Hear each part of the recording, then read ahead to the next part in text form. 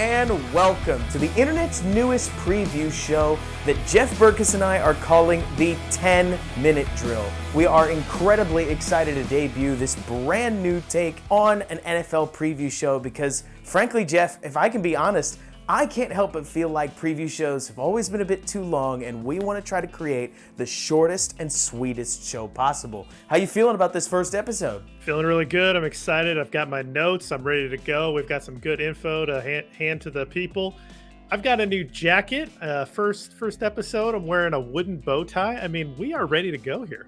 Perfect. Jeff, before we get truly started, how you feeling about this brand new season? It's not about wins and losses. It's about progress. It's about what kind of production these young players can have on the field. I'm feeling good about evaluating that and building the foundation for something big in next year and the year after that. I am too. And you know what, Jeff? If we end up with more wins than we anticipate, I will not be upset. That's for sure. But the nice thing is that it feels like it's all roses for the Bears this year. If they do win, great. If they don't win, but players develop like Justin Fields, Braxton Jones, Darnell Mooney, and a litany of others that we will talk about, hey, that's all gravy, baby, right? 100%, Robert. Perfect. With that said, Jeff, you ready to get started? Absolutely, Robert. Let's put 10 minutes on the clock. 10 minutes on the clock, and reminder for the viewers, our goal is to put me and Jeff to the test. Can we deliver all this information in 10 minutes or less? Let's see. So put 10 minutes on the clock, and 3, 2, 1, go. Hello and welcome to the 10-Minute Drill. I'm Robert Schmitz along with Jeff Berkus, and we are here to preview San Francisco 49ers at Chicago Bears. It's week 1 of 2022. Jeff, how you feeling about the game? Feeling pretty good. We've got a lot of information to cram into 10 minutes, so let's get going. Let's get going. And we'll start first with the topic everybody wants to discuss, when the Bears have the ball. So I'll kick things off with a little bit of a scheme preview. As we know, the Chicago Bears hired Luke Getsy to come in and run their offense. But with so much organizational change in Chicago, it's hard to pinpoint exactly the kind of offense they'll be running. I anticipate they'll borrow heavily from Green Bay, infuse some Shanahan concepts, but what does that mean you should expect? I think you need to be watching for the Bears to lead a heavy ground attack buoyed by a lot of 12 personnel that's going to be trying to play off of that using wide zone and outside zone running schemes married with play action rollouts and boots and other play action deep shots that you generally see baked into this concept. They're going to run a lot less empty formation, some shotgun, but not as much as you've seen in the Nagy era, and the goal is plays on plays. If they can build that bunch formation and show you a bunch of different looks from these individual plays so that you see an outside zone run, but you know there could be a wide receiver screen or a play action rollout coming off of the same look, they'll call themselves successful. Now on defense, the 49ers are actually a quite stingy defense led by DeMeco Ryans, their defensive coordinator, who's now entering his second year. They are a tough nut to crack, particularly because they play that McVay-style bend, don't break, high quarters defense with a lot of safety rotation, Jeff, which I'll be honest, I know they just lost Jimmy Ward for the first couple weeks of the season, their starting safety, but that's the kind of thing that could give Justin Fields fits if he doesn't bring his A game. Disguised looks, changes at the line of scrimmage, and maybe most scary, Jeff, while I know Nick Bosa is one of the names everyone knows, this defense does so much to feature Fred Warner, number 54, their inside linebacker. It is frightening. They are honestly a wonderful defense to watch and a tough defense to square up against, as the Packers showed us in the NFC divisional game. Jeff, it's going to be a tough matchup for the Bears, especially since while Getsy obviously knows the 49ers defense, the 49ers likely have a good idea what Getsy's going to do. But let's pass it to you with stats of the week. One of the things that really jumps out about the San Francisco defense was how well they got after the quarterback last year. You mentioned Nick Bosa, one of the best at getting it done and getting the quarterback last year.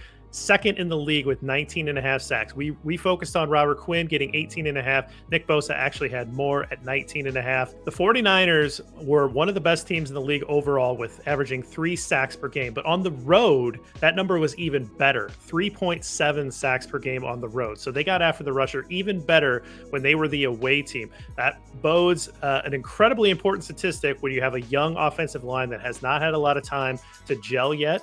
They're going to have their hands full with with Nick Bosa and company trying to keep Justin Fields' jersey clean this weekend. That brings us right into our matchup of the week, doesn't it, Jeff? Absolutely. So for context, Jeff and I are both at the end of every segment going to present a matchup of the week. And Jeff, if you don't mind me potentially taking yours, I think that this Bears offensive line has a tough matchup with that San Francisco front. Of course, there's a lot going on in the secondary, but Eric Armstead, Nick Bosa, Drake Jackson, and a host of other San Francisco rushers are going to be a tough test for this young offensive line. Who do you see? Well, absolutely. Obviously, on the offensive line, you're going to be worried about Braxton Jones making his first career start. He's going to be lining up against Nick Bosa, who again was second in the league in sacks last year. That's absolutely a matchup that we have to be worried about. But I will also say Darnell Mooney, who has had a lot of conversation about being wide receiver 1 coming into the year. He wants to get it going. He's going to be going up against Charvarius Ward, the 49ers prize free agent. He was at Kansas City the year before. That's going to be a really fun matchup. Look for Fields to try to target Darnell Mooney early and often to try to get a rhythm going in this offense. Like you said, Jeff, that is extremely important because especially if Mooney can win that matchup, the Bears might just be able to find something on offense. But as we know, Jeff, football isn't played on just one side of the ball. We need to talk about what happens when San Francisco has the ball. And if you thought the Bears were going to be a tough one to nail down given all their organizational change, Jeff, we know the 49ers scheme. They're going to run a lot of the same things that the Bears do, but that zone is even wider. Those dig concepts dig even harder. They love 90-degree passing angles, going deep, and making sure that they have plays on plays based in a thick running game. But Jeff, is there anything more intriguing than quarterback change? And as they switch now from Jimmy Garoppolo, who loved to feast on the intermediate routes, they now shift to Trey Lance, the long bombing quarterback from North Dakota State University, who's had a lot of controversy regarding his camp performance depending on which 49ers beat writer you ask. I am ecstatic to see this young quarterback matchup between Lance and Fields, and depending on how Lance plays, that could shift everything between how vertical this San Francisco 49ers offense gets, how often are they running the ball. You know they're going to get Lance on the move. It's going to actually probably be two very similar offensive visuals with Lance and Fields running, again, similar offense. But that's not the only story here, as Matt Eberflus, the Bears' new head coach, is going to be bringing over his Tampa 2 that's based in hustle, it's based in alerts, it's based in scheming based on your opponent, and it's got some talent to play with Eddie Jackson, Jalen Johnson, Kyler Gordon, Jaquan Brisker, and Roquan Smith as 5 of your back 7. Their front 4 may not be much to speak of, and it's just probably going to be some basic rushes with the occasional twist or stunt on the front. Indianapolis didn't do a wild amount to confuse, but I have a feeling this Bears defense is going to come out with their hair on fire, just like Indianapolis did for the last 4 years. Robert, you mentioned Kyle Shanahan's offense obviously is the kind of the granddaddy. His father brought in the Shanahan offense, so when Luke Getsy is running that offense, it comes down from the Shanahan tree. But one thing that really sets them apart is that they run 21 personnel more than anybody in the league. 21 personnel, meaning that they have 2 running backs and 1 tight end on the field at the same time. And that is because of their dynamic fullback, Kyle Juszczyk, or Juszczyk, if you want to have a shorthand there. They ran 21 personnel with Kyle Juszczyk on the field, 34% of their offensive snaps last year. The next highest team was at 23%. That was New England. The Bears, for example, ran 21 personnel on 1% of their plays. So you will see a formation that you do not see often when you're watching the Chicago Bears. In that formation, they were still very balanced. They ran 56% of the time, as you might expect, meaning that they passed 44% of the time.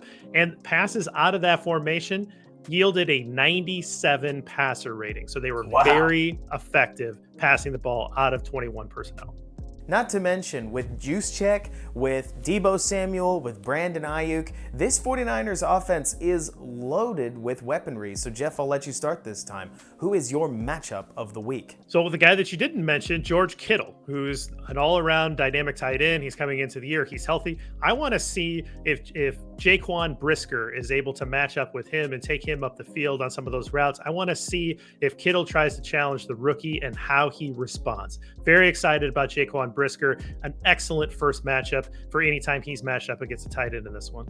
And to carry off of that, now Jeff, I feel bad, so I'm going to give an honorable mention to the Bears secondary against Deebo Samuel, against Brandon Ayuk, and against the rest of the 49ers receivers. But the matchup that I've got my mind on, did you know, Jeff, the entire 49ers interior offensive line went through change this offseason. Trent Williams and Mike McGlinchey stayed outside on the edge, but their interior left guard, right guard, and center are all new, and they've only got 3 snaps between them. So while the Bears' defensive line has been much maligned in the offseason, this is going to be a huge test for whoever's playing nose guard, because Armon Watts just got picked up, but also for Justin Jones and Angelo Blackson out of that 3-technique spot. All eyes will likely be on Robert Quinn, but if they can create some interior pressure against a quarterback who's yet to log more than a handful of NFL snaps, I think the Bears might be able to find something on defense. But if they can't, Trey Lance could have quite a long time back there.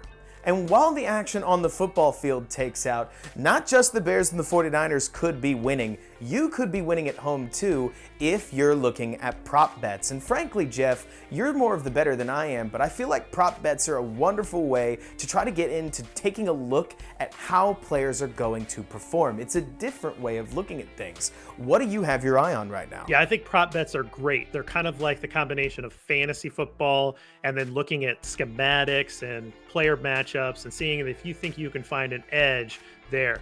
Gives you a lot more options when you're looking at bets. For me, I think the prop bet for me that stuck out the most was Trey Lance. Trey Lance, his passing plus rushing yards, has an over-under of 250.5, meaning that if he passes and rushes for over 250.5 yards, you win that bet. And I know he only has 2 starts in the league, but both of those starts were comfortably over that 250 mark. He had about 280 yards of passing and rushing yards in both of those. Got them in different ways. Had a big rushing performance against the Cardinals, had more of a big passing performance against the Texans. I know that's last year's data, but he has had an entire offseason to be the guy. He has a full complement of weapons, and you have a Bears defense that's playing together for the first time in a new scheme. I'm not saying that the 49ers are going to blow out the Bears, but I do think Trey Lance can eat up a bunch of yards against this Bears defense. 250 seems too low. Hit the over on that one.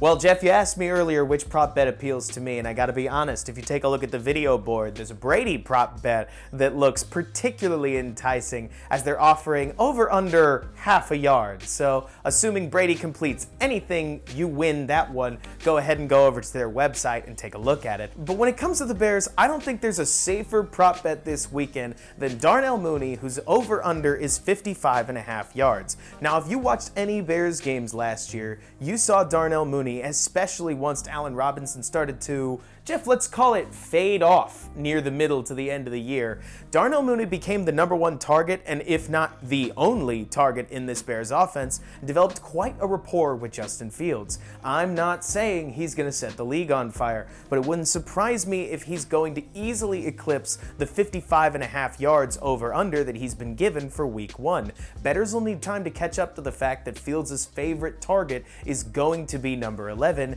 Hit that over while you can, because I don't think it'll last for long. Jeff, any others that appeal to you?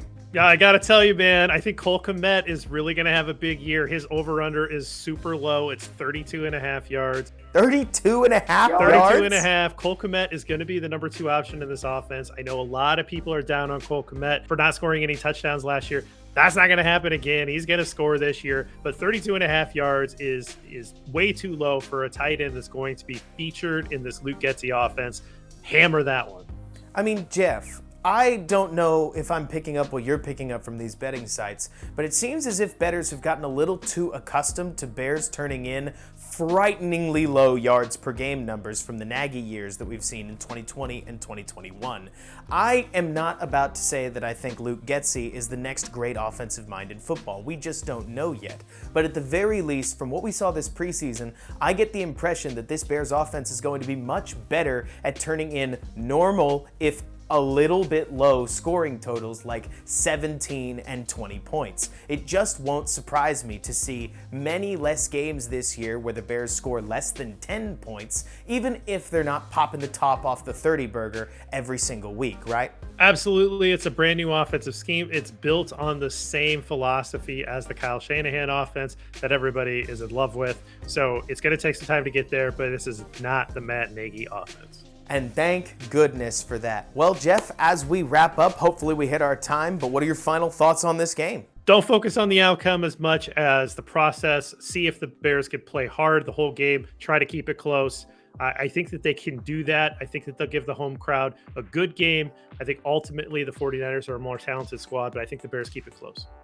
I'll tell you what, Jeff, my final thought is that I want to hear what you guys have to say. Call it a cop-out, but on this show, Jeff and I aren't going to do predictions, especially not score predictions, as much as we can. That's for you to do. So go into the comments right now and comment what you think is going to happen this week. Who's going to play well? Who's going to win? What's the score going to be? Make sure to let us know. And Jeff, that wraps up what's going to be a wild week one. The most unknowns of the season coming into this game, and hopefully we got even a little bit of it right.